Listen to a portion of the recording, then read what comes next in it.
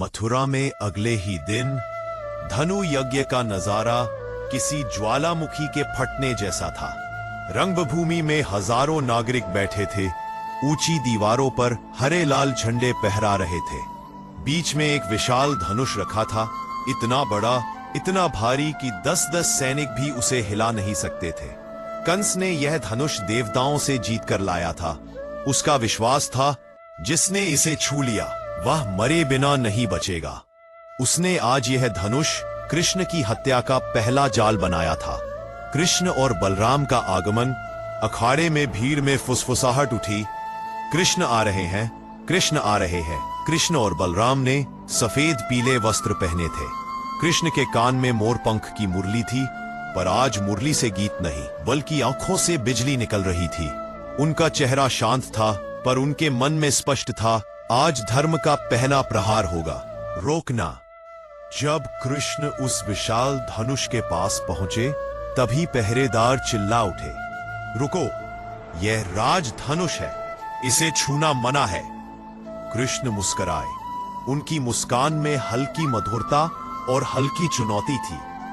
कृष्ण बोले, हम इसे बस देखना चाहते हैं। पहरेदारों ने तलवारें खींच ली।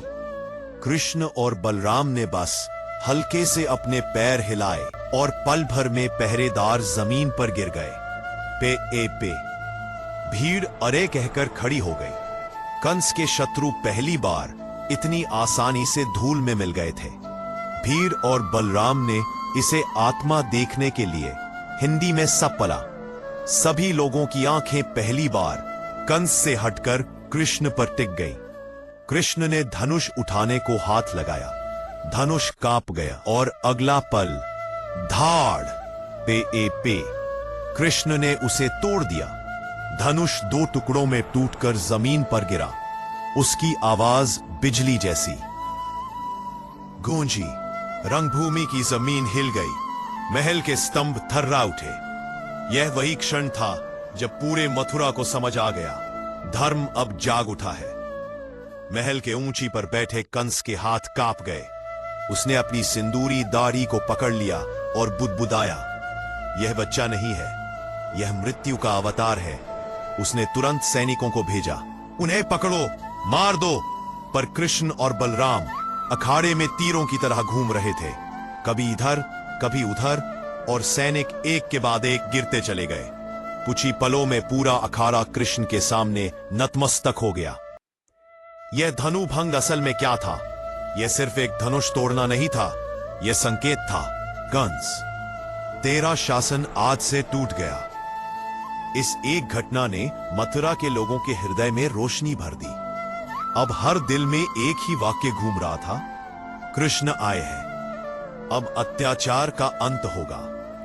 इस अध्याय का यही अर्थ है, धर्म को लड़ने के लिए पहले एक वार करना पड़ता है, और कृष्ण ने वह पहला वार रंगभूमि में धनुष तोड़कर किया। कृष्ण ने मथुरा में धनुभंग, कंस का विशाल धनुष तोड़ दिया, जो किसी ने कभी छुआ तक नहीं था।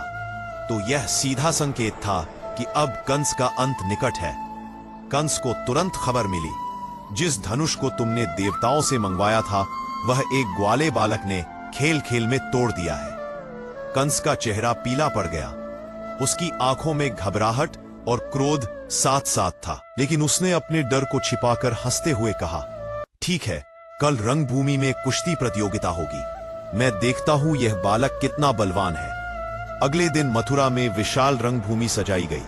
हजारों लोग इकट्ठे हुए। हर तरफ नगाड़ों की गूंज थी। राजा कंस ऊंचे सोने के सिंहासन पर बैठा। उसके दाहिने ओर चाणूर, मुश्तिक, कूट, शाल, तोशल जैसे दानव पहलवान तैयार थे, और बाईं ओर बैठे थे बालक कृष्ण और बलराम। लोगों के मन में सवाल था, क्या ये नन्हे गोपाल इतने भीमकाय राक्षसों से लड़ेंगे? जब कृष्ण और बलराम अखाड़े में उतरे, संपूर्ण रंगभूमि में मृदंग, शंख और झांझ बजने लगे। कृष्ण का चेहरा धूप में चमक रहा था और उनकी मुस्कान बिल्कुल शांत। कुछ ब्राह्मणों और नगर वृद्धों ने कहा, राजा, यह अन्याय है, बच्चों को दैत्य पहलवानों के सामने उतारना अधर्म है। पर कंस ने हंसते हुए कहा, चुप रहो, यह सब खेल का हिस्सा है। मथुरा आज सामान्य दिन नहीं था। आज राज्य में सबसे बड़ा आयोजन था, दंगल। और इस दंगल के पीछे था कंस का षड्यंत्र। वह जानता था कृष्ण और बलराम अब मथुरा शहर में आ चुके हैं। वह सीधे हत्या नहीं कर सकता क्योंकि उस पर जनता की नजर है। इसलिए उसने योजना बनाई। भीड़ के बीच दंगल के नाम पर कानून के आड़ में इन बालकों का वध कर दिया जाए। वह मन में मुस्कुरा रहा था। आज आखिर वह समय आ गया जिससे मैं जन्म से डर रहा था। आज वही मेरे सामने मरेगा। फिर बात फिर जंग चुकी हुई। मंच ऊंचा था, चारों तरफ विशाल दर्शक, नगाड़ों की आवाज, शंख की ध्वनि, घोड़ों के खुरों की धूल। मल्लवीर चाणूर खड़ा था, एक पहाड़ जैसा शरीर, उसके साथ मुश्तिक, आंखें लाल, शरीर में आग। किशोर बच्चों से लड़ोगे?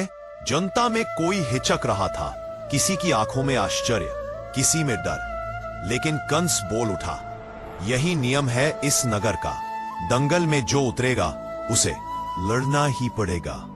कृष्ण और बलराम शांत, उनके चेहरों पर भय का एक बूंद भी नहीं। उनके कदम धीमी गरिमा से अखाड़े में उतर रहे थे। चाणूर ने देखा कृष्ण जैसे किसी बछड़े की तरह दुबले पतले हैं। उसे लगा इन्हें तो मैं एक ही घूसे में चूर कर दूंगा। पर वह क्या जाने, ये कोई साधारण किशोर नहीं। ये वह शक्ति, वह प्रकाश, वह चेतना जो युगों का अंधकार चीर कर आती है। युद्ध शुरू। चाणूर ने पहला वार किया, जैसे बिजली गिरी हो, पर कृष्ण हिले भी नहीं। कृष्ण ने मुस्कुराकर पूछा, बस इतनी ही शक्ति है? चाणूर तमतमा गया। वह फिर झपटा। मुश्तिक से भिड़ चुके थे। मुश्तिक ने बलराम पर वार किया, पर बलराम के शरीर ने जैसे वह वार पी लिया। तुरंत उन्होंने पलटवार किया। एक ही प्रहार में मुश्तिक जमीन में धंस गया। सभा सन्न। लोगों ने देखा, ये तो देव शक्ति है। चाणूर को अब भय घेर रहा था। उसने अपनी पूरी ताकत, पूरा शरीर, पूरा क्रोध लगा दिया। वह चिल्लाया, मैं देवों को नहीं मानता। कृष्ण ने कहा, अहंकार हमेशा कहता है मैं नहीं मानता है, लेकिन अंत में सत्य ही जीतता है। और फिर वह क्षण, कृष्ण ने चाणूर को पकड़कर इतना जोर से उठाया कि चाणूर का विशाल शरीर हवा में तैर गया। क्षण के बाद धूल, पत्थर, घुमाव, चाणूर धराशायी, और उसी क्षण मृत्यु। सभा में शोर नहीं, सभा में मौन था। इस मौन में कंस के सीने में पहली बार भय ने जन्म लिया। वह कांपने लगा। यह साधारण नहीं, ये तो वही बैंक दिनते दिनते। अब जनता जागी। लोग पुकारने लगे, जय कृष्ण, जय बलराम, सत्य की जय। आज पहली बार मथुरावासी देख रहे थे, उनका भय टूट गया है। बेड़ियां नहीं टूटी थीं, पर मन की जंजीर टूट चुकी थी। बेड़ियां नहीं टूटी थीं, पर मन की जंजीर टूट चुकी थी। कंस का सुरक्षा घेरा बढ़ाया गया। पर क्या कोई सुरक्षा सत्य के सामने दीवार बन सकती है? आज कृष्ण के सामने चाणूर गिरा, कल कंस गिरेगा। आज मुश्तिक मरा, कल अत्याचार मरेगा। आज भीड़ ने देखा, बल केवल शरीर का विषय नहीं, बल है धर्म का, बल है सत्य का, बल है भगवान का। और इस दुनिया में ऐसा कभी नहीं हुआ कि धर्म हार गया हो और अधर्म जीत गया हो। दादा, conclusion point of this chapter, यह अध्याय सिर्फ दंगल की कहानी नहीं है। यह संदेश है, जब अत्याचार अपनी अंतिम सीमा पर हो, तब ईश्वर का प्रकट रूप मल्लयुद्ध की तरह आता है, जो देखता भी नहीं कौन कितना बड़ा है, कौन कितना ताकतवर है। ईश्वर केवल सत्य